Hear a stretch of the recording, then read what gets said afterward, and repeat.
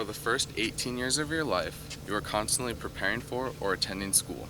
This is supposed to be a safe learning environment full of new adventures and memories to last a lifetime. In order to protect this ideal school atmosphere, the federal government has come to pass laws and set precedents pertaining to your Second and Fourth Amendment.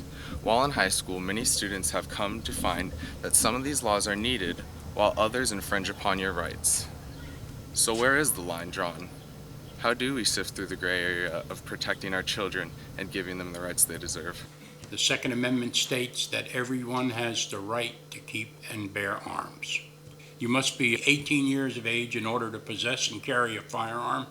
The Gun-Free Schools Act of 1994 states that in order for schools to receive federal funding, they must adopt a law that any child found in school or on the grounds would be expelled from school for 1 year. It also allows for the chief administrator of the school to modify the law on case-by-case basis. I absolutely feel that students should not be allowed to carry guns on campus. My number one concern would be that a gun would come out and we would have a death or a severe injury.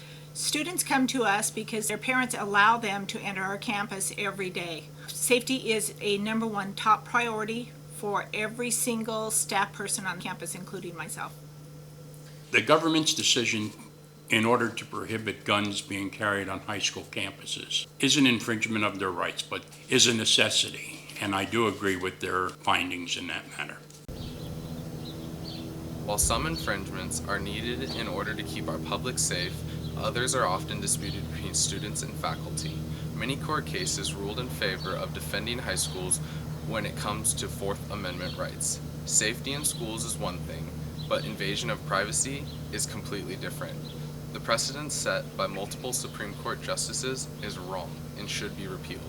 Yes, I think schools do infringe on our rights, especially the Fourth Amendment. Okay, well, the Fourth Amendment basically sets out a person's right in this country to be free from unreasonable searches and seizures by the government. The TLO case is the benchmark case. TLO was a 14-year-old girl. One of her teachers had monitoring duty that day. The teacher caught TLO in the bathroom smoking. The vice principal asked her to empty her purse. They found that the vice principal did not violate her Fourth Amendment right because of the reasonable suspicion that he had based on what was reported to him by the teacher and what he saw in looking into the purse in the first place. The police department would have to have probable cause to search a student. In our school district, we reserve the right to investigate a student's property if we have reasonable suspicion. I would never endorse administration's ability to randomly search students. Acton was an 8th grade student. The school implemented a policy whereby they required the consent of the student who wanted to play sports and the student's parents to submit to drug testing. James and his parents decided they disagreed with it. The Supreme Court came down and ruled that the school's policy was valid. This was extended with the Earls decision. Lindsay Earls was a high school student who participated in band at her school. Her school started the same program for students not only in sports but students in extracurricular activities. She and her parents fought it, ended up a few years later in the U.S. Supreme Court. The court came down again in support of the school, and the next step may be at any time extended to all students. It's absurd that our schools can randomly drug test us, no matter what activity or club that we seem to be in. Drugs is a very personal issue, and I think that our parents should be the ones that deal with that. Unless I'm selling drugs or using them on campus and harming other people, then the faculty can step in.